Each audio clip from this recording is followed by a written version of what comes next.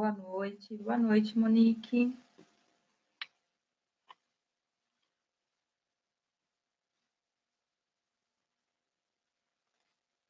Pamela, boa noite. Peço para as meninas que estão, que eu sei que tem já algumas acessando, que sempre escreva, né, o nome, se possível. Jennifer, Luana, Yasmin, boa noite.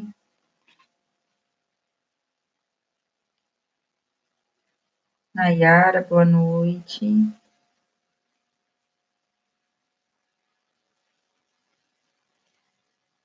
Simone. Rayane, boa noite.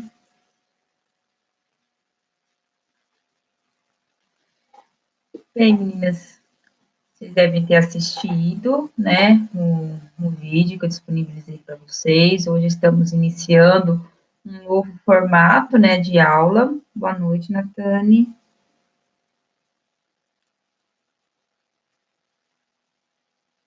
Cléia, boa noite. Mas, como eu estava falando, esse novo formato de aula, acredito que é uma forma que realmente deve tirar todo quanto é dúvida que vocês tiverem, porque o conteúdo é passado, depois você já tem atividade, caso tenha dúvidas, né? Agora com essa live, a gente vamos tirar mais as dúvidas, às vezes esclarecer alguns pontos do texto, né, que ficou. É um texto que faz realmente, eu falo, fechamento, quando você tenta entender, pelo menos, as noções gerais, né, sobre a história da educação a nível, então, internacional, tá? Antes de eu estar entrando, falando um pouquinho sobre o texto, fazendo alguns pontos, algumas colocações, até algumas ilustrações, quando eu falo na parte da Gestalt, que eu tenho um material aqui bem legal para estar mostrando, eu venho falar de uma questão da avaliação de vocês, porque depois da avaliação nós não tivemos aula, né? Porque na semana passada ocorreu a aula magna. Então, não foi o nosso formato, o nosso princípio de disciplina, certo?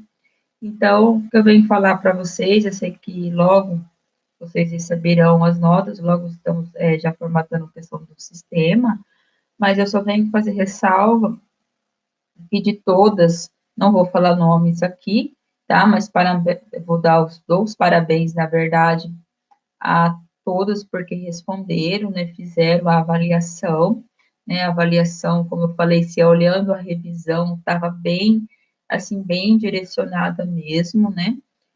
E só teve uma pessoa que errou, tá? Só foi uma pessoa que errou uma questão também não é nenhum. Boa noite, Maria Tereza. Não é nenhum, assim, algo para se espantar ou ter algum problema, né? Então, apenas uma pessoa fez, eu falo, uma confusão em uma questão, tá? Que era a questão, no caso, a número 8. Eu vou até falando um pouquinho dela, antes de eu estar aprofundando mais as questões do texto, né? Boa noite, Sandy. Então, essa número 8 era uma questão que ela falava justamente do século XVII, tá? E eu vou ler aqui, né, para a gente tirar alguma dúvida caso tenha. Né, que falava assim: no século XVII, a pedagogia realista contraria a educação antiga, excessivamente formal e retórica. Prefere o rigor das ciências da natureza e busca superar a tendência literária e estética própria do humanismo renascentista, por considerar que a educação deve partir da questão da compreensão das coisas e não das palavras. A pedagogia moderna exigirá uma outra didática. No trabalho de instauração dessa escola se empenha educadores leigos e religiosos. Aí vem a questão, né? Com base no exposto, temos nesse período histórico referente à educação a presença de 1. Educação religiosa, 2. Academia, 3. Educação pública unificada. Aí vinha aquelas alternativas, né? É correto afirmar em no caso, apenas, 2, 1 e 2 apenas, 3 apenas, 2 e 3 apenas, e no caso 1, 2 e 3. né? Então, só uma pessoa fez o erro e a pessoa colocou que tinha sido apenas o 2 e o 3, né? Então, e não colocou a questão religiosa. E aqui a alternativa certa era um, né? No caso, 1 e 2, que era o ensino religioso e as academias, tá? E aí a pessoa confundiu quando falava da questão da educação pública, e eu lembro que eu ainda coloquei na revisão no dia que tinha educação pública, mas ela não era unificada. E na questão aqui falava que ela era unificada.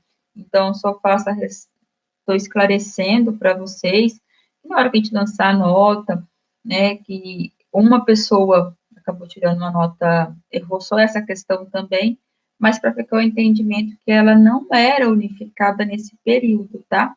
Então, eu estou esclarecendo, porque daí nós damos início, então, né? Sei que vocês já viram o vídeo, para tentar esclarecer alguma possível dúvida que possa ter ficado, até na questão das atividades. Então, até antes, propriamente, de eu estar tirando, às vezes, algum ponto de esclarecimento, aprofundando mais algumas questões do texto, eu venho falar um pouquinho da atividade, né? Vocês devem ter observado, pegou assistir o vídeo, né? Que a atividade, ela modificou das anteriores, né? Então, até o período anterior, eu tinha pedido para vocês fazerem o quê? Estarem fazendo sempre uma síntese. Então, nós temos no primeiro bimestre a elaboração de 4 sínteses no total, uma referente a cada texto, texto 1, texto 2, texto 3 e o texto 4, certo? São as atividades que vocês devem, se não conseguirem, no caso, fazer impressão do formulário, mesmo que fosse numa folha de caderno, para mim não teria o problema, né? Então, vocês iriam estar guardando essas atividades para quando nós tivermos, então, as nossas aulas presenciais, eu estar recolhendo as mesmas, tá? E agora, no nosso segundo bimestre, então, que inicia com esse texto, as atividades ainda vão continuar, tá? Vocês vão estar fazendo, não vai estar me enviando foto ou nada, nem por nenhum outro meio. Vamos estar seguindo ainda as orientações que vocês estão fazendo e vão estar anexando, então, vão estar guardando para quando não retornarmos, então, de forma presencial, né? Vocês estarem recebendo, entregando, na verdade, essas atividades. E faço uma ressalva também, que até quando a gente for colocar as notas no sistema, que for da prova, também vai estar só a nota da prova, tá? Porque depois as outras composições, então, referente à live e referente ao desenvolvimento da atividade, nós vamos fechar elas e decidir justamente quando retornarmos às aulas presenciais, tudo bem? Então, nessa atividade, eu pensei que teve gente que já fez ela, pelo contato que eu tive, é uma atividade bem tranquila. Eu falo assim, ela é mais tranquila. Lorena, boa noite. Ela é mais tranquila do que eu falo assim, porque você já consegue fazer de imediato. Então, respeitando agora as novas orientações, né, que estamos tendo, né, que temos a partir dessa semana, que vocês vão ver que todas as outras disciplinas vão seguir esse mesmo encaminhamento, né, sempre passando um vídeo, depois um minuto, um tempo para você estar realizando a atividade e vem com a live em seguida. Prof, aquela atividade que tem lá no live, quando será disponibilizada para nós? Tá lá no live? Não entendi sua pergunta, porque se for da... Não entendi, Cleia, sinceramente, a sua pergunta. Que tem lá no live, porque do Moodle não teve. Tá. Agora entendi pelo que a Monique colocou. Realmente, do Moodle, lá a gente não tem atividade, tá? É só essas que estão sendo propostas aqui, dentro desse formato, né? Porque daí iria sobrecarregar vocês demais. Então, as atividades é só essas que, no caso, eu estou passando, ou seja, cada professor também vai seguir esse mesmo formato, as atividades que eles estão passando por aula, tá? Então, não vai ter atividades extras, no caso, a do Moodle. tá, Cleia? E amém, né, Monique? Desculpa, eu falei errado. Não, tranquilo, Cleia, imagina. E a Monique dá amém. Mas vamos lá, então. Então, atividade agora, essa atividade, ela vem, eu falo assim, de uma forma mais tranquila, porque eu falo que você já assistiu ao vídeo e tendo acesso ao material, você já consegue montar ela, eu falo assim, dentro do nosso período, né, de execução, porque antes uma síntese, de certa forma, ela demora um pouco mais de tempo para você estar elaborando e desenvolvendo. Então, por isso que daí, dentro do nosso período, agora levando em consideração que antes eu passava assim, até pela questão de temporalidade, que nós tínhamos a questão das lives, você tinha um tempo maior de estar executando. Então, agora, nesse tempo que nós temos, eu resolvi mudar aqui a nossa atividade, que no caso é um esquema, né? E eu passei para vocês, até no vídeo, eu tinha passado, mostrei apenas com uma folha em branco, mas se vocês observarem, até firmei lá de novo, eu não vou estar colocando as atividades no grupo, tá? Assim, no grupo, no WhatsApp. Então, sempre nos links de acesso, quando você vê o vídeo, você já vê a descrição, já tem todo o material lá, tá? E aí eu reprisei hoje lá no nosso grupo do WhatsApp, o link do Google Drive, porque quando você entra no Google Drive, que é no caso da turma de vocês, e já entra justamente na minha disciplina, vai lá em atividades e tem elas lá, né? Então, tá a atividade, que no caso está escrito lá esquema, né? Tá o texto 5, tá o slide do texto 5. Isso aí eu falo assim, no Google Drive, para quem não olha na descrição do vídeo, que já está lá só o link, é só você acessar, tudo bem? Então, a atividade, como eu passei no caso que tem um cabeçalho, né? Falando justamente vem de um esquema, e o esquema é justamente o quê? É como se fosse, eu tenho o costume de falar muitas vezes de ser organograma, ou outra pessoa fala mapa mental, né?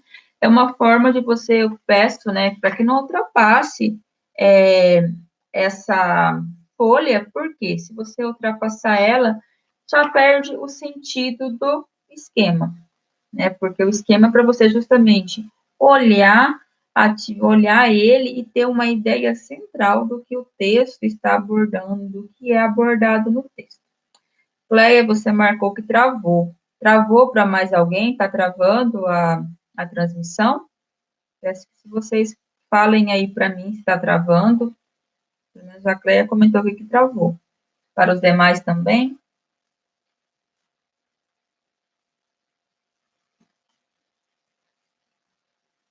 Não, então tranquilo. Então, às vezes, deve ser a questão da conexão da sua internet, tá? Por isso que está travando. Então, vamos lá. Repassando aqui as questões, falo assim, bem gerais do texto, que eu sei que vocês já viram, né, o material. E esse texto, então, ele vem fazendo, como deixei bem claro no vídeo, um fechamento, né? Um fechamento justamente para a gente entender a história da educação internacional. Kelly, boa noite. Vamos ver, principalmente a partir do nosso próximo texto, eu falo assim, vários direcionamentos do que foi apresentado ao longo do primeiro texto, até aqui, nesse texto 5, né, nos próximos textos. Por quê? Porque até esse momento aqui a gente encerra, então, se você entender a educação no contexto internacional. Falo internacional, assim, que a gente fala sempre no contexto mais amplo, né, sem ser direcionado específico a nível nacional. Os nossos próximos textos, como o da semana que vem, ele já dá um enfoque bem direcionado mesmo, no caso, ao nosso contexto internacional, no caso, nosso contexto nacional, né, já do período colonial. Então, esse texto, eu falo assim, que ele é muito rico em informação, né? Ele pega, a gente fala do século XX, mas ele tem a sua amplitude no século XXI também. Então, por isso que eu resolvi trabalhar ele. Acho que de todos os textos que a gente trabalhou até agora, esse momento, né, neste ano, ele que tinha uma concentraçãozinha de laudas um pouco maior, e bem como também muita informação, né? E aí até eu repriso muito essa questão dessa muita informação, porque é justamente pelo período, né? Se a gente for levar em consideração, né, tudo que foi apresentado, tudo que foi estudado no nosso primeiro bimestre, né, eu falo assim, que um texto, né, um contexto que foi apresentado lá da antiguidade grega, depois da Idade Média, período do Renascimento, da Idade Moderna, cada um sempre foi complementando o outro, né? Nunca de forma isolada. Então, sempre temos o quê? Complementações. E nessas complementações, quando chega aqui no século XX, eu falo assim que ela estoura. Estoura porque acontece tantos acontecimentos que você fica até sem, eu falo assim, saber, falo assim, mas qual foi o quão mais importante, e eu falo principalmente quando chega nas teorias, né, que como eu comentei no vídeo, são várias teorias, mas essas teorias, muitas vezes, elas estavam trabalhando ou sendo apresentadas de uma forma o quê? Conjuntas, né, então muitas vezes uma estava ali do lado da outra, né, e uma característica bem marcante do que a autora também vem reprisando aqui, é justamente o fato dos contextos, a gente fala assim, científicos, aqui aflorar com, por assim, com gosto, né? Eles vinham à tona mesmo, né? Sem, porque já era uma consequência, né? Eu falo principalmente a partir do período do Renascimento, que ter a valorização do homem como sempre, não mais todas as explicações baseadas em Deus. Então, já começou uma grande evolução no processo educativo por um caráter aí científico, né, que se acentuou na Idade Moderna e que aqui vem com grande ressalva mesmo, né. Então, eu falo o século XX, ele é um século muito rico mesmo em informação. E quando a gente trabalha ou vê o contexto, né, também por que o que estava acontecendo na sociedade, a gente fala principalmente nos contextos aqui com uma passagem que a autora cita, né, de avanços na tecnologia, né, então até ela falando a questão de luz elétrica, de telégrafo, telefone, que hoje para nós, você até fala assim, não, está ultrapassado, mas você ir pensando nos tempos, eu falo assim, anteriores, é algo que te faz você realmente tentar refletir e entender o que estava acontecendo, né, que era consequência, principalmente, dos acordos tanto econômicos como políticos. Então, um dos pontos que ela destaca aqui no texto é justamente os acontecimentos como a Primeira Guerra Mundial, né, a quebra da Bolsa de Valores de Nova York, dá um baque muito grande na questão da economia, depois da Segunda Guerra Mundial, e eu só ressalvo essa questão dessa Primeira e Segunda Guerra Mundial, porque justamente os armamentos, né, o que foi utilizado principalmente lá na Segunda Guerra Mundial, com bombas, né, então foi muito marcado pela tecnologia, né, que nem a Clélia colocou, realmente foram muitas mudanças, são mudanças drásticas, grandes, né, que às vezes você fala assim, ah, é por nome, mas são modificações. Em um período, se a gente for olhar, é curto, pelo que a gente já viu anteriormente, né? Então, essas modificações, consequentemente, elas iriam refletir muito na forma de você pensar, na forma de estruturar, na verdade, todo o contexto educacional. Então, tanto que as teorias que vão sendo direcionadas depois são teorias, muitas vezes, que não são, assim, tão específicas ou tão condizentes de fato o que para o contexto educacional. O contexto educacional sempre é o que? É um reflexo, né? Então, esse é um dos requisitos, eu falo assim, que marca bem esse período. Por mais que você se pense bem nesse período também a apresentação de que a educação ela passa a resolver todos os problemas, mas eu falo assim, isso eu espero que vocês tenham ou comecem a observar dentro da história da educação, que eu sempre tenho o quê? Movimentos, a forma de organização social, para depois eu ter uma modificação no meio educacional. Então, uma educação, ela não vai resolver, porque ela é uma consequência das relações sociais, né? E eu falo que esse texto aqui ele vem apresentar isso também, né? Então, ele traz tantos acontecimentos, existe até um perfil que a autora sempre mostra os acontecimentos que você tem no contexto social e o seu reflexo depois no meio educacional. E aqui, tanto que ela até destaca, não tem como, né, tem uma passagem que eu acho bem importante que ela coloca, que não tem como você colocar ainda todos essas teorias que influenciam o meio pedagógico, de tão grandiosa que essas mudanças refletem. Mas são questões, são contextos que estão marcados aqui e a gente vê que faz ainda vigente nos dias atuais. Né? Então, entrando propriamente dentro, eu falo das diversas teorias que se existem, né? Então, a gente vê assim que são uma gama também de várias teorias, então até reforça aqui o intuito, que coloquei no vídeo. Não é que vocês decorem, que vocês têm que saber todas as teorias, né? Mas que vocês tenham justamente essa noção de que nesse período você tenta todas essas teorias que estão surgindo, elas são comprovadas por uma forma científica, né? Porque a partir desse momento você não tem como fazer, vamos fazer como falar como aconteceu lá no período da antiguidade grega, né? Que era você às vezes falar ou pensar sobre algo e sair propagando. Não. A partir daqui você tem que ter uma comprovação científica, ela tem que entrar dentro dos moldes, né, de um caráter realmente científico. Então, por isso que eu tenho uma gama de teorias, e essa gama de teoria tem uma comprovação, ela tem uma explicação, tá? Vou tomar uma água para mim.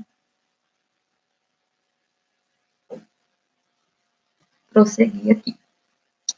Então, vou dar umas ressalvas em alguns pontos de algumas teorias, né? Porque eu falo assim, eu acho que todas elas são muito importantes e vou estar até enfatizando mais o que ela representou dentro do contexto educacional, a gente ter um maior entendimento. E antes disso, para quem chegou a acompanhar ou pegar os slides, o slide número 13, é uma questão que até ainda ressalva que esse período, como eu falo, até os dias atuais, eles são marcados justamente por um esboço de lutas. Eu falo assim, que é marcado no contexto histórico, que já vem com a sua historicidade, todos os períodos que a gente já estudou, mas ele também tem anseios, né? Então, dentro dos anseios vem justamente o primeiro, que a autora cita, de realmente você ter uma educação laica, uma educação pública, gratuita, obrigatória, né? Então, esse é um anseio muito grande ali desde o início do século XX, né? E que eu falo, como até coloquei no vídeo, que hoje, atualmente, a gente pode falar a nível, eu falo nacional, tá? Que a nível nacional, você tem uma educação, sim, pública, você tem uma educação obrigatória, teoricamente se diz laica, mas o ponto em questão é até que ponto ela é com qualidade, principalmente na questão pública, tá? Novidades históricas, né? Isso aí, Cléia. Então, até que ponto você tem uma educação que atenda? Eu falo assim, que esses anseios do que é colocado, a gente tem muito essa preocupação ainda se faz de gente hoje no século XXI. Eu falo que é uma característica melhor do que nós estamos vivendo hoje, né? Que as atividades, que no caso, que nem as nossas atividades remotas, nós temos, de certa forma, que um acesso a uma tecnologia a ser passado. Hoje, praticamente, todas, só ficou uma aluna da turma de vocês que ainda não entrou aqui, né, não está participando da live, mas as demais todas estão participando, você consegue visualizar que estão, sempre estão um feedback, às vezes eu converso com uma, com outra, né, então tem um acesso. Agora, quando você já vem no meio público, e eu não estou ocupando, daí eu falo o meio público, eu falo uma questão marcada por desigualdades sociais que existem, né, e aí como você vai passar o mesmo hoje, atualmente? Como que você vai estar seguindo o mesmo encaminhamento no meio público? Então, hoje a gente vê falando daquela de aulas mais tipo, não tá a mesma forma, não é este mesmo modo, tá diferente, tá complicado, e aí não se aplica o que se coloca na legislação, né? Principalmente no meio público. Então, isso são alguns contextos, anseios que se tinha naquele período, né, que se tinha quando você coloca ali o início do século XX e que se faz vigente hoje. E a prova falo mais firme é o que estamos vivendo atualmente. Né? Outra questão que é colocado na utilização das tecnologias, que eu falo que é um exemplo melhor do que estamos vivendo, o que estamos passando, né? E um outro que ele coloca aqui justamente na questão de deficiência, e quando fala que eu já comentei um pouquinho hoje, né? Eu falo agora na live de você estar delegando à educação uma tarefa de resolver tudo, sendo que a educação não vai resolver o problema, ela é consequência. Isso vocês têm que entender. O processo educativo dentro de uma instituição, ela é uma consequência das relações sociais que existem, tá? Então, diante de todo esse contexto, né, que ela vem apresentando até de uma forma mais detalhada, ela vem colocando que você pensar justamente, nem falar do século XX, ela tem atribuições em ambas as áreas.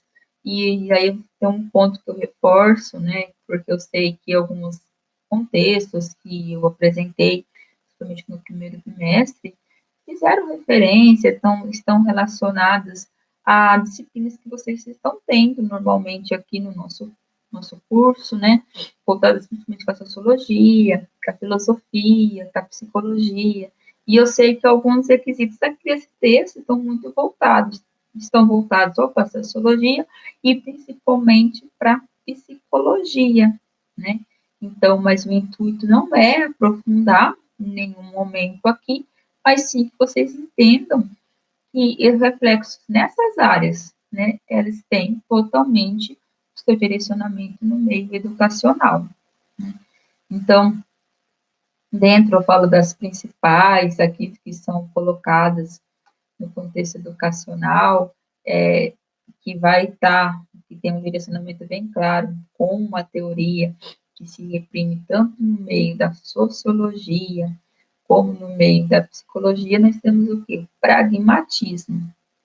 Perdão, eu estou pulando, eu vou voltar aqui, que eu acho que é melhor eu seguir a ordem do que está no texto, do que eu já ia passar uma aqui que eu estava mais voltado para uma questão, eu falo bem marcada no nosso meio educacional, mas seguindo a ordem do texto, vai ficar melhor para vocês entenderem, a questão aqui do positivismo, né, e o positivismo, ele vem muito de reforçar, eu falo uma ideia de estar colocando sempre os fatos positivos, sempre como algo satisfatório. Então, isso até eu falo que é uma crítica que se tem muito também sobre as vertentes positivistas. Porque, por exemplo, dentro de uma vertente positivista, dando um exemplo melhor, se eu pego uma legislação, vamos dar um exemplo, então, uma legislação, ela é formulada, ela foi escrita por um órgão, no caso oficial. Então, ao analisar dentro dessa vertente positivista, uma vertente filosófica, né, que parte muito de uma forma racionalista, né, de observação. Então, se você pegasse uma teoria, essa legislação, você iria só analisar ela por si. Então, o que ela diz? Então, se, por exemplo, eu pego a nossa Constituição Federal, né, dentro desse viés do positivismo, e eu pego lá, bem na parte que fala da educação, todos têm direito a uma educação de qualidade, dever do Estado, né, e da família, a estar colocando a educação, né, todos têm direito a quem faz educação, lazer, tem várias habitações.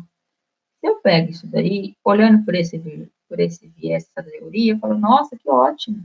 Então, o Estado está colocando de fato, porque todos têm o direito, né? Ele está assegurando uma legislação. Então, você vai estar sempre vendo e elencando que pontos positivos sem contestar aquilo que está presente. Né? E aí já vem por isso que ela acaba sendo muito criticada, porque você tem que contestar. Porque quando eu falo, e por que eu falo, tem que contestar? Você fala, nossa, é revoltada. Mas não, gente. Se está aquilo lá numa legislação e você olha para o contexto real e vê que não está daquela forma, porque todos têm direito, mas todos têm acesso, então são pontinhos para a gente começar a pensar. Então, por isso que eu falo, essa teoria ela acabou sendo muito criticada, né? E dentro, então, quando eu penso na questão da sociologia, né, que vem justamente de estudar os efeitos, né, das relações sociais dentro da sociedade, o Durkheim, ele vai dar uma grande representação e vai estar colocando justamente a educação como sendo, na verdade, uma necessidade social. Ótimo, bacana, realmente, isso eu concordo. A educação, ela é uma necessidade social, sim, né, porque você tem educação, como que você vai conhecer o teu histórico, os conhecimentos, o que foi historicamente produzido, né? Mas o ponto em questão é também como que ela é passada. Então, isso é um ponto que tem que, daí eu falo, você tem que olhar, analisar e pensar, né? Mas aqui ele apresenta, então, como sendo uma necessidade. E quando eu penso na questão da psicologia, se tem a grande ressalva aí presente pelo behaviorismo, né? Que vai estar ensinando justamente as questões do comportamento, né? Tipo, tem o reforço positivo, o reforço negativo, e que eu falo que a gente fala assim, caixa de Skinner, né? Porque ele foi um dos grandes representantes dentro do behaviorismo, é um modelo bem prático de você estar visualizando e entendendo justamente essa questão do comportamento de reforço positivo. E observa que justamente aqui que foi feito que experimentos científicos realmente, então por meio de experimentos de observação, para se ter uma noção realmente de que aquilo se tem um efeito, né? Então no behaviorismo se utilizava o que? Da questão de luz, de choque, né? Então, dependendo como a luz acendia, o ratinho sabia que ele, se ele relasse, por exemplo, ali na patinha, ai, gente, como que fala? Na chave, né? Então, de acordo com a luz, com o movimento, com a sensação que ele tinha lá, ele recebia alimento, né? E para ele ser condicionado a essa prática em si, ele acabava recebendo choque. Então, o choque era como se fosse um reforço negativo, para ele saber que ele não poderia fazer. E no caso, é barra, obrigada, Jennifer. Eu não lembrava se era a chave, que era, mas é barra. E quando você, e ao contrário, então, o que ele tinha, quando ele fazia o que eles estavam almejando que ele fizesse de uma forma correta, ele recebia alimentação. Né? Então, isso jogado para a educação teve os seus efeitos? Totalmente. Então, quer um efeito mais claro, eu falo que a gente até utiliza hoje, você corrigir uma avaliação com uma caneta vermelha, né? Fala assim, normalmente a cor vermelha, dentro do contexto de uma correção de avaliação, ela é vista como o quê? Como sendo um reforço negativo. Então, quando você vê o vermelho, você vai falar, nossa, é um reforço negativo, errei, e você tem que melhorar, né? Então, teve vários acontecimentos. Vamos pegar um outro exemplo para vocês entenderem. A questão, por exemplo, quando você está ensinando o processo de alfabetização. Vocês já devem ter visto, e eu sei que tem muitas atividades atuais assim, que tem aquele processo que nem o alfabeto. Aí ele está todo pontilhado, né? A, né? O B, o tanto várias vogais, tudo eles com pontilhado. Para quê? Aquilo é uma forma de reforçar o aprendizado. Então, que ele vai fazendo sempre o traçado e sempre fazendo o mesmo. Um caderno de caligrafia é um reforço que se reprime aqui nessa questão, tá? Então, eu falo assim, não é só porque, foi uma corrente, ou foi criada lá no século XX e não se utiliza hoje. Eu falo que elas se misturam, né? E vocês vão observar que todas as outras também acabam, de certa forma, se misturando, se fazendo presente hoje ainda, por isso que não são isoladas, né? Uma outra que tem aqui, que é a criminologia, né? Então, que vai estar estudando justamente os fenômenos imediatos. E aí eu gosto dessa corrente que é citada aqui dentro da psicologia, e a Gestalt, né, que a gente fala a forma, né, psicologia da forma perfeita, e que vem até dentro dos slides, tinha uns desenhos bem bacanas para a gente entender essa psicologia da forma, né, que é uma forma de como você percebe um determinado ambiente, um determinado conteúdo, né, como que é percebido. Porque dentro da fenomenologia é o momento, é a tua percepção, e no caso, o seu aprendizado é marcado por isso. Né? Até eles falam que quando você tem um amadurecimento, né, em certas situações, você consegue entender, você chegou a um insight, né? Então, teve, a gente fala o clique, né? Que você chegou a um conhecimento. E aí eu até tenho aqui uma revista bem legal, é super interessante, não sei se vocês já chegaram a ter ou visualizar essa revista, e ela vem apresentando várias ilusões de ótica, que vem justamente, eu falo, de acordo com o que está proposto dentro da Gestalt, né, que as formas de ilusões, de como a gente vou pegar esse daqui, dependendo da forma como que você olha, dá a entender como que se os pontos estivessem em movimento, que tem as questões coloridas, né?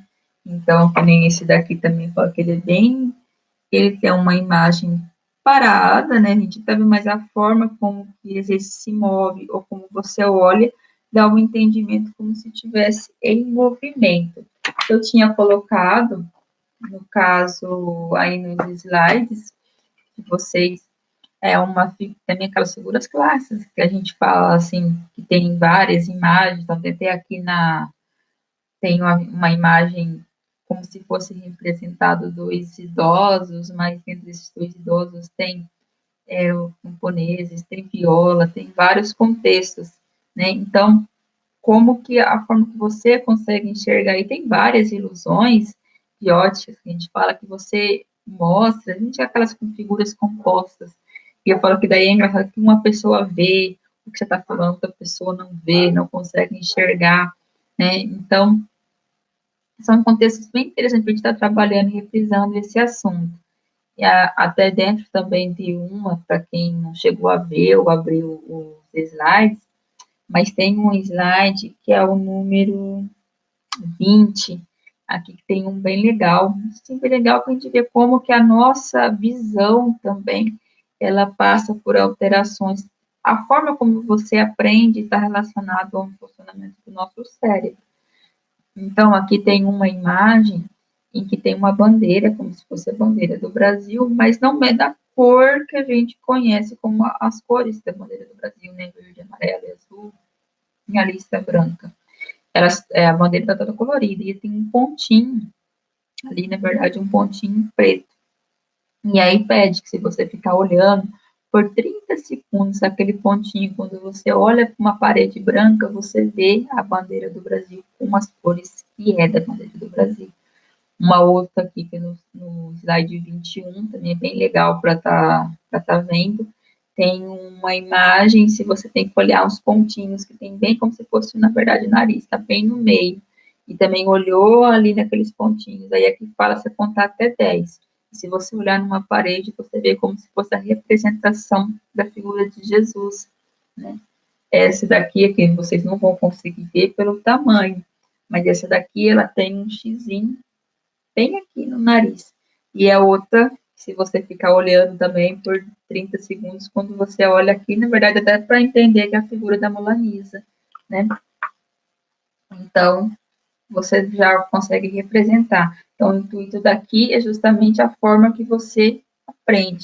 Se for significação no meio educacional, é claro que vai até direcionar várias teorias e várias atividades, porque vai partir do ponto que a criança, tanto a criança quanto o adulto, ela aprende de acordo com como ela está visualizando aquele assunto, aquele conteúdo, se aquilo realmente está fazendo sentido para ela, né? Então, acaba tendo uma representação bem, eu falo assim, acentuada no meio educacional, tá? A outra que até eu ia falar antes, e voltei aqui, que é o pragmatismo, e o seu próprio nome já se fala. prática, né? O que você tem de prática efetiva no nosso contexto educacional, né? Que acaba isso, assim, tem, como diz John Dewey, um efeito muito grande no meio educacional, né? Até eu coloquei no vídeo para vocês, ainda falei, principalmente, e uma coisa que eu ainda ressalvo, no nosso segundo semestre, não falo só dele, tá? Nós vamos ter uma disciplina, vocês terão uma disciplina que é Fundamentos da Didática, né? Tirando a Kelly e a Maria Tereza que não, porque elas já fizeram esse módulo. Mas as demais terão, né? E esse fundamento da didática tem apresentando justamente as correntes, né? As correntes pedagógicas que você tem, né? Ao longo aqui da história, inclusive, principalmente no Brasil, acentuada. E todos esses encaminhamentos que está sendo citado aqui, essas teorias, elas aparecem lá. Porque elas acabam, quando eu falo na questão do pragmatismo, nós vamos ter uma influência muito grande na forma de você ensinar, a forma de você pensar o processo educacional, de como tem que ser direcionado um sistema educacional, né? Então, o pragmatismo vem sempre voltado com a prática. E aqui o John Dewey, ele é um representante muito grande dentro das teorias educacionais, no caso da escola nova no Brasil. Isso eu falo, vai ser mais aprofundado, com certeza, no segundo semestre, tá? Então, sempre voltando às questões práticas. E aí tem uma passagem, que eu acho que eu só comento, mas não li lá no nosso vídeo, vou ler aqui para vocês, ver como que essa questão do pragmatismo, ela se faz presente hoje, tá? Fala assim, ó, tentando superar o viés intelectualista da escola tradicional, as escolas novas valorizam os jogos, os exercícios físicos, as práticas de desenvolvimento da motricidade, da percepção, a fim de aperfeiçoar as mais diversas habilidades. Também se voltam para a compreensão da natureza psicológica da criança, o que orienta a busca de métodos para estimular o interesse sem cessar a espontaneidade. Não sei se vocês observaram que na minha fala, olha que eu coloquei a presença de jogos, exercícios de motricidades, né, atividades práticas, que são características que desenvolvemos hoje. Então, vê que, na verdade, nós temos um jogo, eu falo assim, que uma colheita, se você olhar, tipo, que eu posso estar utilizando, como se eu estivesse fazendo, falou, uma coxa de retalho, né? Utilizando para desenvolver aqui uma prática, um método, né, de estar ensinando. Porque hoje se coloca muito, principalmente nos anos iniciais, o quê? A utilização de jogos, de algo lúdico, de algo que desenvolva a motricidade, coordenação motora grossa, coordenação motora fina.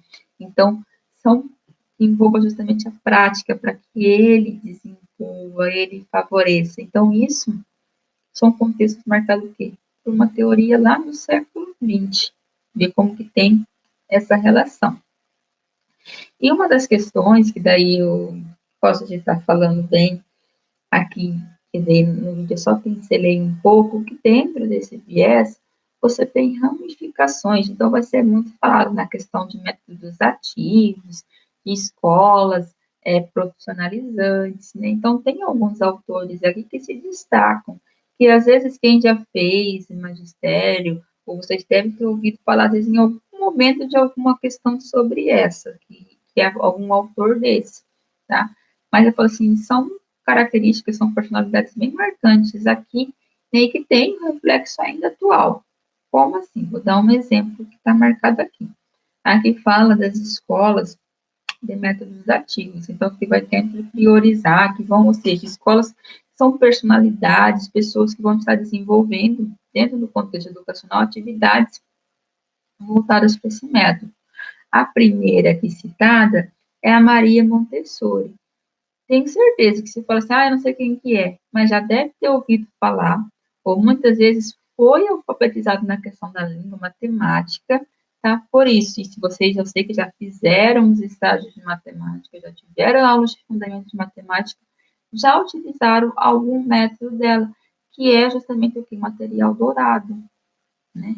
Aqueles cubinhos, a gente fala de madeira, que você faz o quê? Para aprender unidade, dezena, centena, né? Então, ela foi a criadora desse método, né? Então, veja como, a gente fala assim, dentro do processo educacional, hoje você consegue ter alguém que já pensou nisso há muito tempo, tá? Um outro aqui, o Drecoli, ele pode sempre defender que o aluno, aí no caso para ele, a defesa também com métodos práticos, mas que tem que partir sempre de um todo para parte. Então, do teu ensinamento por meio de desenvolvimentos práticos sempre, você tem que passar o entendimento de um contexto geral, para daí você chegar para as partes, né? Então, ter o entendimento do conteúdo específico, tá?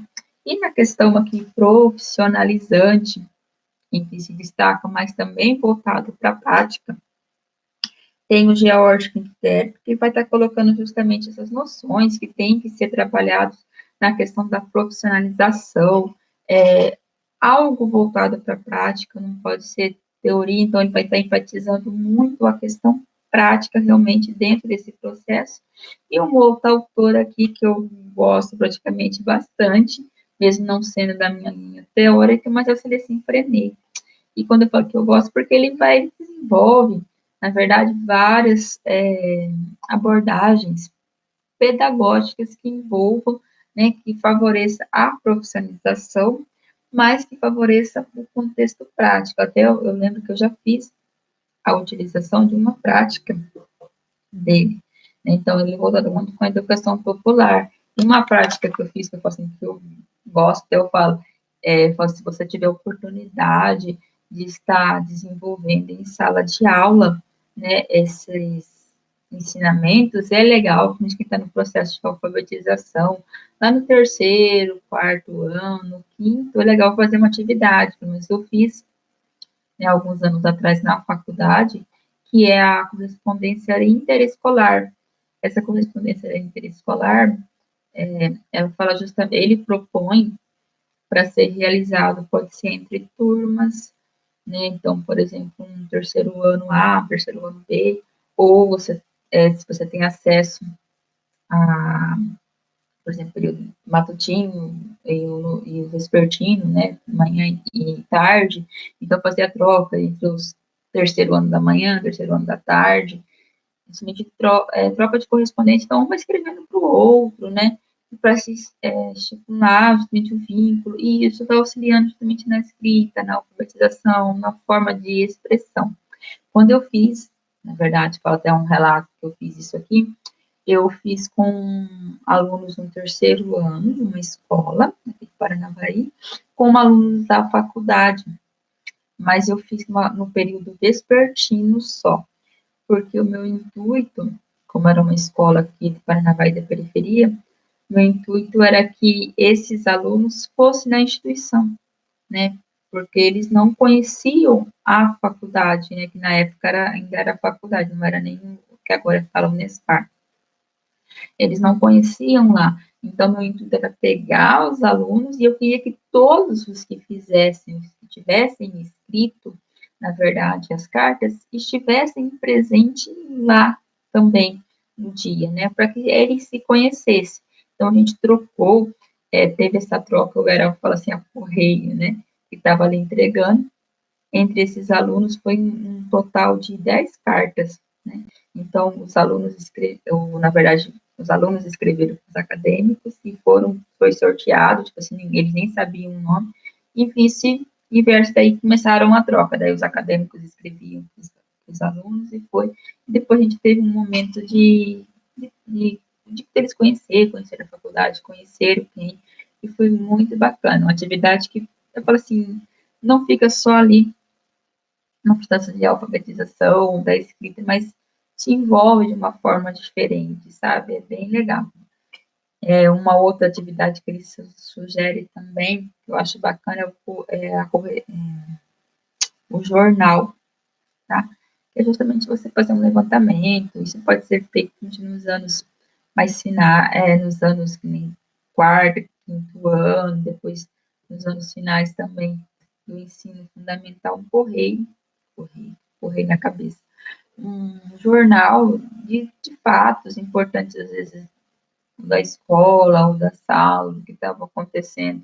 Então, são práticas que você vai envolve realmente o aluno, parte da realidade do que ele está e favorece, consequentemente, o processo da escrita, né, da alfabetização, né, tornando ele um sujeito letrado, porque ele tem que entender, tem que aprender a se expressar, né, então, falo, são práticas bem bacanas, por isso que eu compartilho muito a ideia do Celestino Freinet.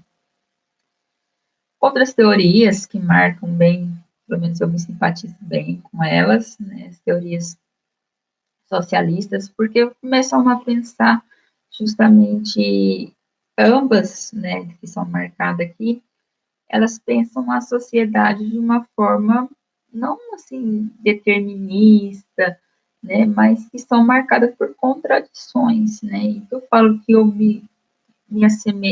concordo muito com o que é colocado dentro dessas reflexões, eu falo aqui abordado por esses autores, sabe? Porque realmente, se a gente for pensar a nossa sociedade, como ela é organizada, ela é marcada por desigualdade, por contradições, porque você tem essas relações sociais. Então, e eu falo que isso vai ficar bem acentuado já nos nossos próximos textos também, quando começamos a observar o contexto educacional aqui no território brasileiro, enquanto colônia, como se fixou, o pano que ficou, né? Eu até brinco e falo assim, a gente pensa em, perdão da palavra, merda que é educação, as mazelas que você tem dentro do contexto educacional, principalmente meio público hoje, eu falo, é um reflexo de quando você tem no meio colonial. Tá? Assim, começou dali, começou do início mesmo o problema, não foi depois não, tá? Então, essas teorias aqui, que nem no caso Marx e Engels, eles vão estar voltando muito para a questão da economia, da política, eles não fazem um direcionamento específico para o meio educacional, mas acaba refletindo muito na questão da educação, né, porque eles não estão entendendo que justamente essa questão econômica e política, elas refletem, consequentemente, a forma de você entender o funcionamento da sociedade. Né, e, no caso, a educação acaba sendo uma consequência. Né. Seguindo essa linha, temos aqui Gramsci também, um autor bem conceituado dentro dessa teoria, e ele vai criar o conceito de hegemonia, né, que ele fala justamente da questão de dominação. E aí vem a que você já deve ter ouvido falar, classe dominante, né, classe trabalhadora. Então, uma das questões marcada por Gramsci dentro desse conceito, que dentro das nossas relações sociais, então, quem tem o domínio, ele quer se manter no domínio. Então, por isso que ele acaba criando uma hegemonia, um controle, um domínio realmente, para não deixar que as outras pessoas acabam tendo acesso, né, subindo e tendo o poder que ele tem. Então, com isso, você tem aqui, na verdade, dentro dessa linha, é uma forma de você, eu falo, pensar e refletir em como está o nosso contexto educacional, né? Nosso contexto educacional é marcado sempre por contradição, por uma forma hegemônica de domínio. Aí, dentro dessa teoria, você acaba, eu falo assim, aí vem sempre refletir sobre os encaminhamentos do Estado, né, que interesse, o porquê que é promulgada uma legislação, o porquê que você tem um encaminhamento pedagógico diferente, o porquê está agindo assim, né? Então, entender justamente esses encaminhamentos, tá?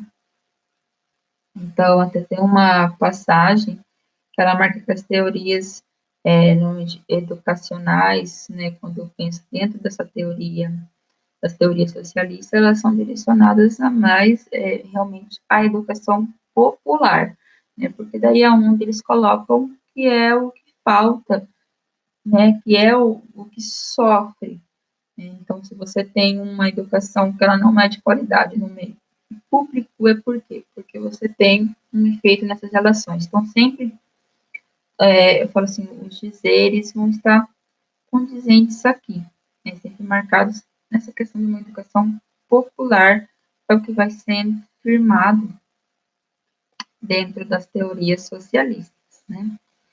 Temos uma teoria, que a gente fala as teorias anti-autoritárias, né, que também faz uma crítica, principalmente à forma tradicional de ensino, muito marcada pela autoridade do professor, então, na verdade, você tem que ter, o aluno tem que ser aqui, para assim, o centro, não fixar muito na imagem do professor. Então, essa é uma característica dessa teoria, até que fala assim, ó, quando se preocupam com o método pedagógico e as técnicas didáticas, essas teorias visam, antes de tudo, colocar o aluno como centro do processo educativo, sujeito, livrando-o do papel controlador do professor. E aí temos um autor que destaca aqui, que é Carl Roger, que ele vai estar sintetizando o quê? Que, na verdade, dentro do processo de ensino, dentro da sua defesa, você sempre tem que centralizar a figura no aluno e não no professor. Aí você pode falar, nossa, professor, mas é centralizado. Mas temos, né, a gente fala que cita muito pedagogia tradicional, que eu falo que isso que é visto bem no elementos da didática, você tem uma figura muito centralizada no professor. O professor é autoritário. Então, a palavra, ele é, eu falo assim, uma forma que, quando eu falo autoritário, que ele não escuta nenhum aluno. Então, é só a palavra dele. Então, não escuta uma opinião de nada. Então, essa era uma vertente anterior, e aí ele vem criticando e falando que era necessário, na verdade, você superar isso e ter um contexto em que o aluno participe realmente das formulações, né, dos fatos, que se envolva com o processo, né? Então, é um contexto, eu falo assim, bem interessante e que acaba, eu falo assim, se fazendo presente também nos dias atuais, né? Porque quando eu falo assim, você hoje, assim, dentro dessa mistura, né? Temos alguns professores que às vezes pensam assim de forma autoritária, que só ele. E eu falo que você, enquanto professor, assim, você é autoridade dentro da sala, ou que nem aqui, né? Eu passo os encaminhamentos e falo, e separo, me organizo, né, o que, ou a forma de estar explicando uma melhor atividade, faço adaptações, como eu fiz hoje, né, falei na atividade agora, pelo menos nesse aqui, coloquei um esquema, né, o mapa conceitual, o organograma, como vocês pensam, mas eu tenho que escutar o aluno, né, então, o aluno, se eu estou pensando em toda forma, direcionamento educacional que eu coloco, eu tenho que estar pensando no quê? De como o meu aluno vai estar aprendendo, né? De como ele vai aprender de acordo com a realidade que ele está. Então, vamos dar um exemplo bem prático aqui, ó, sobre até isso. Se eu falasse assim, olha, gente, eu quero atividade, apenas no formulário, tem que ser só naquele formulário, se vira. Fala, poxa, nossa, isso é o quê? É uma conduta autoritária. Mas aí, isso eu falo desde as nossas primeiras atividades. A gente começar a pensar. Eu falo assim, faço uma ressalva agora, dentro do nosso momento, do período que nós estamos vivendo, né? Que é complicado você, às vezes, que nem fala, não tem acesso a uma impressora, né? A fazer a impressão. Então, muitas vezes você está estudando aí pelo celular ou pelo notebook, né? Então, mas sem você ter algo impresso. Como desenvolver? Então, eu vou cobrar, não, só tem que ser algo impresso? Não, você também tem que entender o momento, tem que entender o período, tanto que a minha solução, e eu sei que também de outros professores, é o quê? Então, faça numa folha de caderno, nem quando eu falei da atividade. Falei de uma folha de sulfite, naquele formato, não tem, inclusive, faz uma folha de caderno, mas respeite sempre o quê? Um lado, né? Então, você vai sempre dando alternativas em que o aluno também consiga desenvolver, em que o aluno aprenda. Então, ele vai estar, eu falo assim, que ele no caso, esse autor, e dentro dessa teoria, tenta o quê? dissolver, na verdade, todas as relações que você tem de forma autoritária, né, em que se fazia presente. Perdão. E um outro contexto que tem aqui, que eu falo assim, nossa, como pôde ocorrer isso? Mas ocorreu, né, uma forma de teoria também, que foi bem, bem vigente nos conhecimentos. Uma pergunta, Cleia, daí eu não entendi. Se marcou nos conhecimentos, é referente daí justamente as relações autoritárias que você dissolver, que eu estava comentando anteriormente.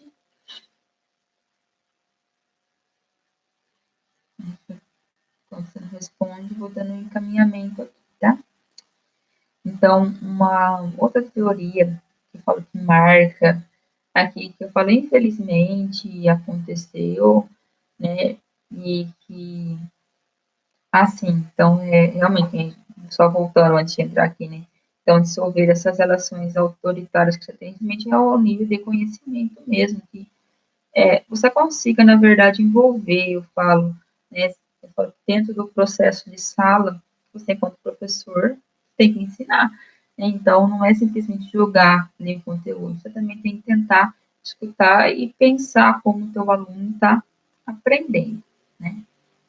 Voltando aqui, essa outra teoria, a gente fala desvio do totalitarismo, né? A gente fala assim, mas como isso aconteceu? Eu falo, se teve a Primeira Guerra, teve a Segunda Guerra Mundial, se fez presente isso aqui, né? De forma, justamente, a gente fala como que a educação acabou também sendo utilizada nesse meio.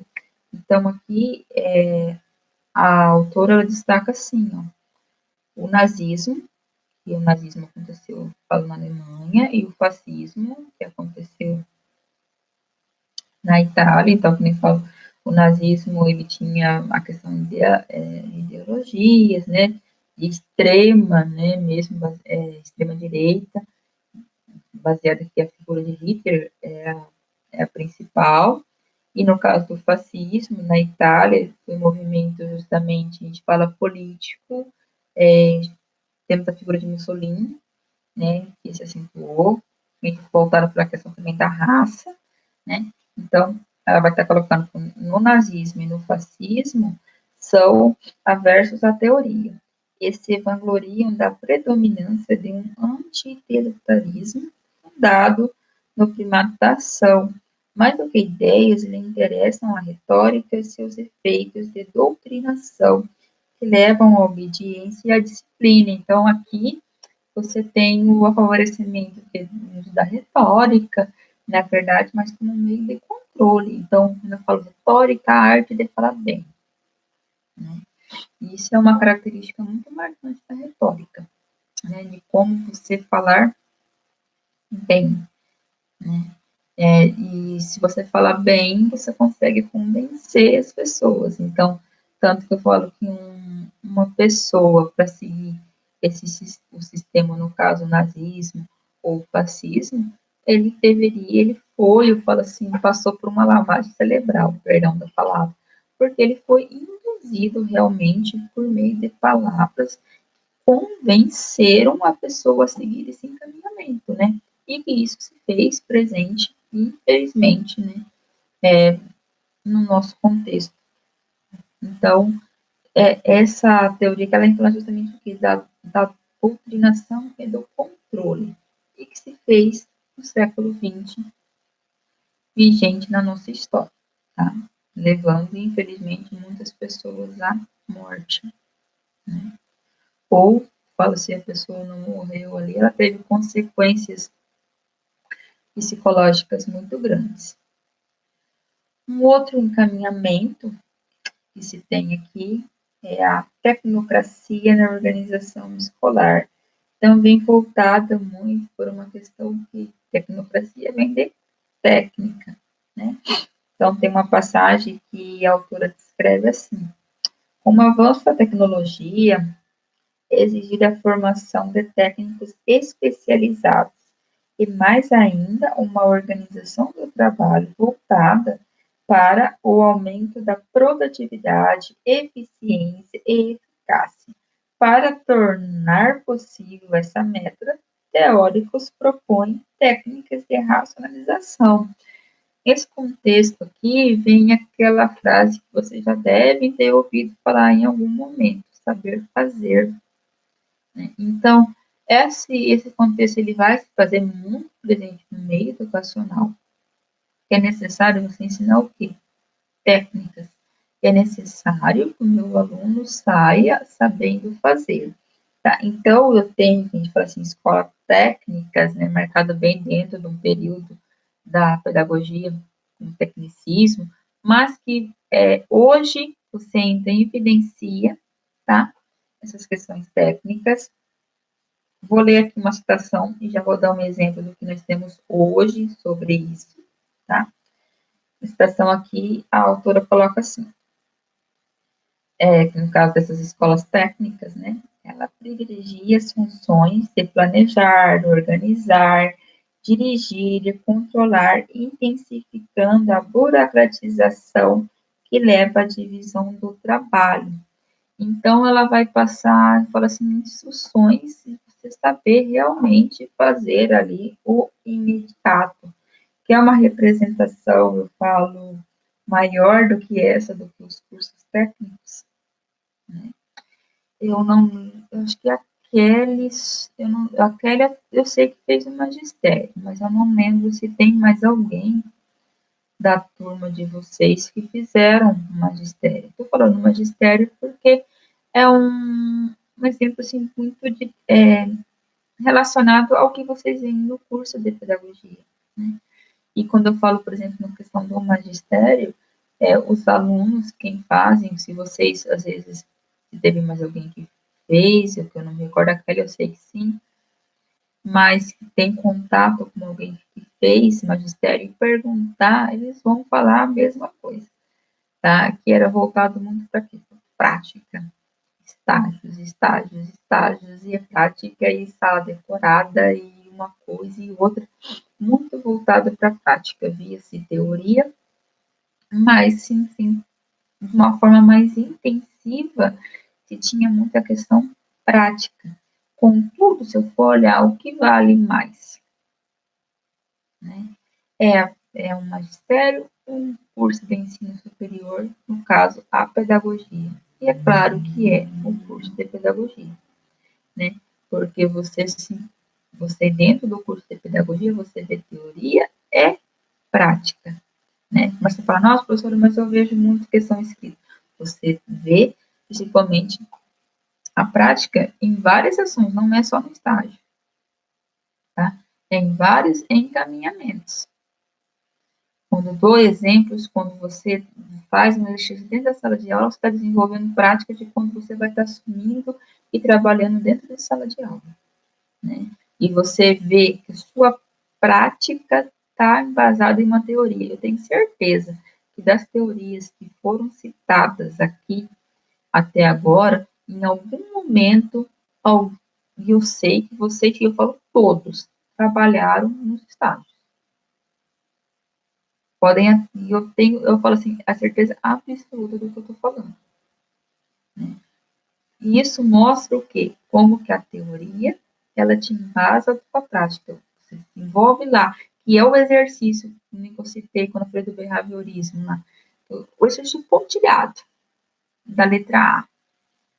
Ele tem embasado aqui em uma teoria. Ele foi pensado em uma teoria. Né? Então, quando você prioriza muito só técnicas, sem um respaldo, sem esse entendimento, fica algo vazio. Eu falo, falta algo.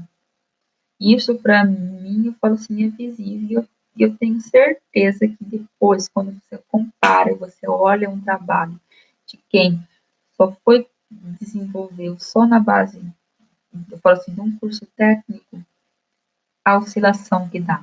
Porque a oscilação é grande, tá?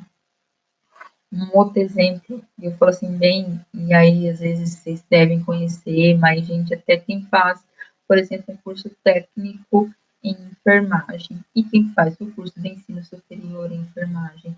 Então, também vem nessa mesma relação, né, de teoria, de prática. E um curso técnico em enfermagem, ele é marcado por muita prática, ele é sofrido também. Tá? Eu conheço pessoas que fizeram, sei do que eu estou falando, e depois, quando você vai conseguir um emprego, muitas vezes você pede, que essa, eu falo assim, qual que é? Eu falo que é uma certa ilusão que você tem muito quando fala na questão de cursos técnicos. Saiu, tá empregado. Essa, eu falo assim, é uma ilusão, saiu, tá empregado. E não é bem assim. A gente for pensar, tem vários cursos técnicos, tá? E não é a garantia de você sair e estar empregado, né? Porque, e eu falo que nem hoje, quando eu falo que essas representações se fazem presente hoje, só aqui, no nível de Paranavaí, tem várias escolas que oferecem o curso técnico, a gente fala integrado ou não, né? Porque fala integrado, você está terminando o ensino médio e faz o curso técnico já junto, né? Daí aumenta um ano, em vez de ele terminar o ensino médio em 3, ele termina o ensino médio em 4. Ou, no caso, aquele que você, por exemplo, não, vou ingressar num curso técnico e faz. E aí, dependendo do curso, 1 ano e meio, 2, é essa média, né?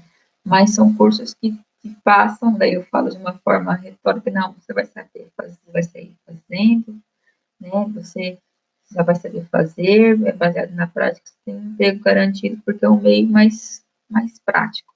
Falo, tudo bem, tem algumas empresas que pegam, mas entre você, eu falo em questão de você olhar para uma questão rentável, entre quem tem um curso técnico e quem tem o ensino superior te favorece portas maiores, né?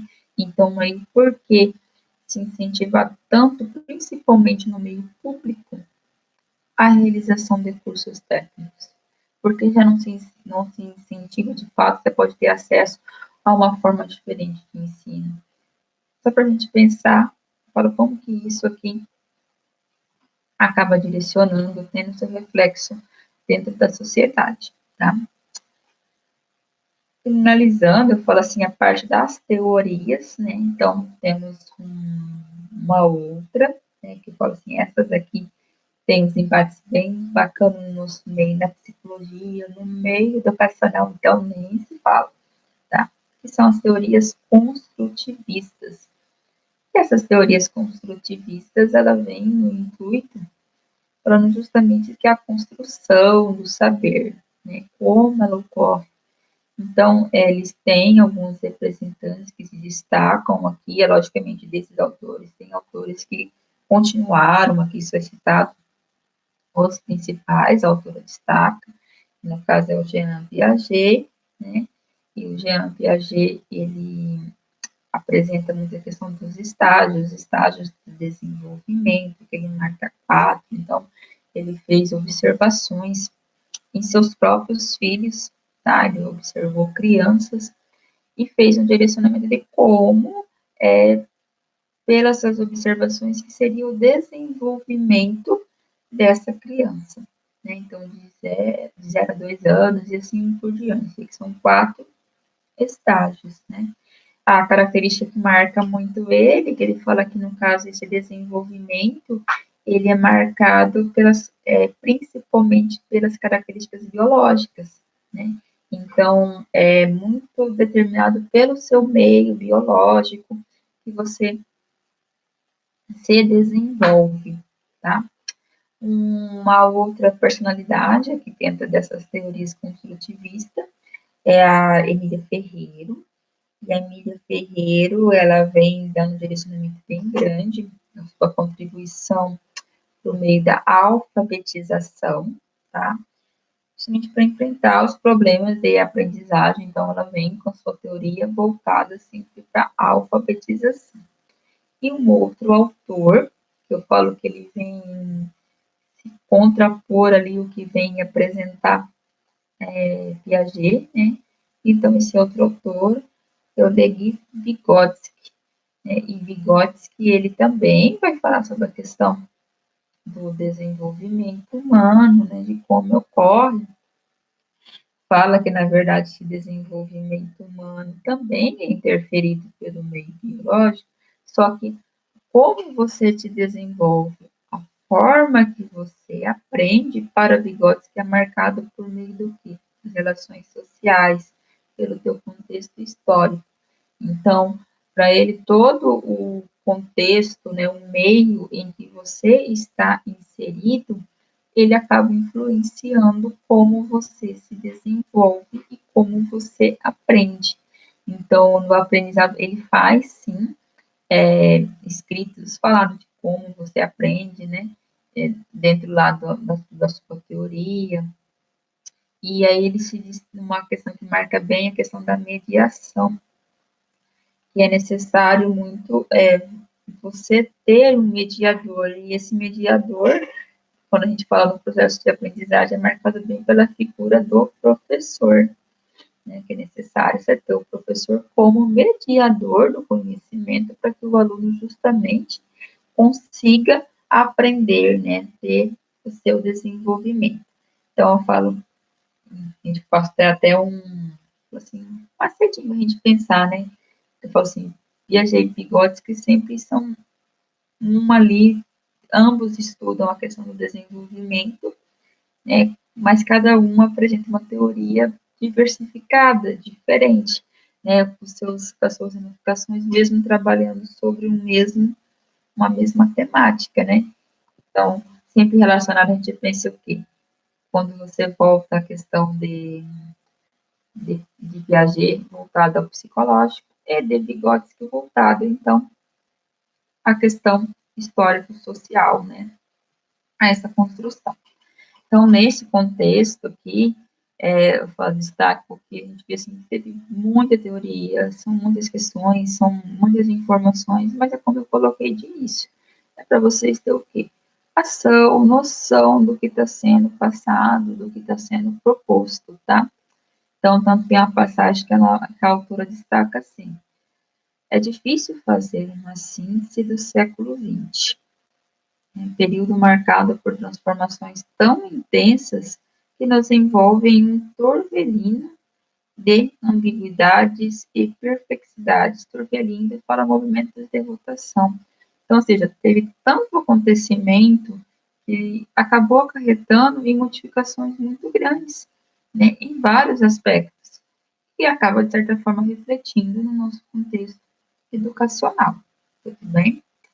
Então, com isso, até falou assim, a gente tem que pensar que essa, eu falo, não é decorar, mas você ter uma noção que a partir desse momento, todas as teorias que existem, que foram, se configuraram aqui, elas têm um impacto, sim, na educação, como são direcionadas, tá? Muitas de formas conjuntas, outras separadas, mas sempre teve um impacto, sim, tá? Se alguém tiver alguma dúvida, alguma colocação, quiser perguntar, esteja à vontade, tá? Vou fazendo só, enquanto vocês tiverem perguntas, vão colocando, também estou à disposição, né? Diante lá fora das nossas orientações, mas também sempre esclareci todas as dúvidas que vocês tiverem, quiserem perguntar para mim pelo WhatsApp, não tem nenhum problema, tá? E eu vou estar colocando, eu falo, até o término dessa semana, um material para vocês terem acesso ao nosso próximo texto. Mas que na semana que vem vai ser o mesmo sistema, tá? Vai ser passado, vou gravar um vídeo explicando justamente o que o texto fala, depois vai ter uma atividade, a gente volta com a nossa live, tá? E o nosso próximo texto é o texto 6, e aí, a partir desse texto, ele já vai dar um direcionamento específico, tá? Ao nosso contexto, então, nacional.